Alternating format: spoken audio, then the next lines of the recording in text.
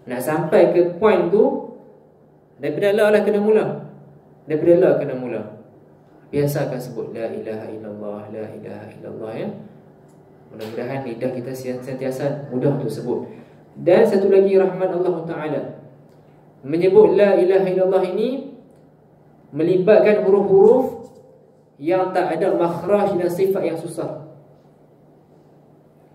Makhraj yang susah, yang mencabar. Makhraj apa? Huruf apa? Huruf buat. Dia melibatkan tepi lidah ni panjang kan. Buat. Walau dhalin. Tapi dalam la ilaha illallah tak ada. La ilaha illallah huruf apa ada? Lam, hamzah, ha. Betul tak? Lam, hamzah dan ha. Lam, hamzah dan ha. Senang nak sebut kan? Mudah-mudahan kita mudah untuk menyebut la ilaha illallah. Dalam YouTube nanti cari zikir la ilaha illallah 1000 kali ke, masuk dalam playlist, save tu. Buka cari zikir la. Sebab saya ada dalam YouTube, ada orang yang buat, dia perakam zikir la ilaha illallah tu dalam kuantiti yang banyak. 1 jam, 2 jam. Kalau 1 jam takut lama sangat kan. Mula dengan 10 minit dulu ke.